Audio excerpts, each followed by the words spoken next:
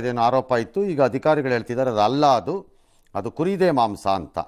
ಈ ಮಧ್ಯೆ ಅದನ್ನು ಎತ್ತಿದ್ದ ಆಕ್ಷೇಪ ಎತ್ತಿದ್ದ ಪುನೀತ್ ಕೆರೆಹಳ್ಳಿ ಪೊಲೀಸರು ಟಾರ್ಚರ್ ಕೊಟ್ಟಿದ್ದಾರೆ, ಬೆತ್ತಲೆ ಮಾಡಿ ವಿವಸ್ತ್ರಗೊಳಿಸಿ ಹೊಡೆದಿದ್ದಾರೆ ಅಂತ ಪ್ರತಾಪ ಸಿಂಹ ಮಾಜಿ ಸಂಸದ ಇವರೆಲ್ಲ ಹೋಗಿ ಪ್ರೊಟೆಸ್ಟ್ ಮಾಡಕ್ಕೆ ಹೋಗಿದ್ರು ಪೊಲೀಸ್ ಸ್ಟೇಷನ್ ಮುಂದೆ. ಈಗ ಅವ್ರ ಮೇಲೆಲ್ಲ ಕೇಸ್ ಹಾಕೊಂಡಿದ್ದಾರೆ. ಸಂಪೂರ್ಣವಾಗಿ ನನಗೆ ಅಲ್ಲಿ ಅವಾಚ್ಯ ಶಬ್ದಗಳಿಂದ ಬೈದಿದ್ದಲ್ದೆ, ಬಹಳ ಕೆಟ್ಟ ಶಬ್ದದಲ್ಲಿ ಬೈದಿದ್ದಲ್ದೆ ಟಾರ್ಚರ್ ಮಾಡೋಕೆ ಶುರು ಮಾಡಿದ್ರು. ಅದಾದ್ಮೇಲೆ ಚಂದನ್ ACP ಚಂದನ್ ಅವರು ಬರ್ತಾರೆ.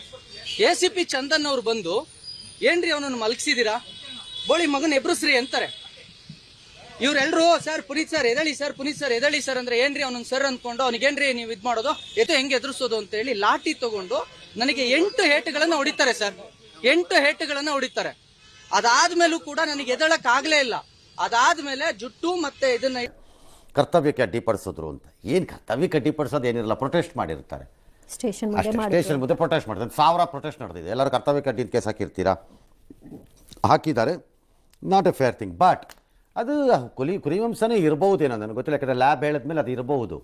ಮತ್ತೆ ಭೇಟಿಯಾಗೋಣ. ನಮಸ್ಕಾರ.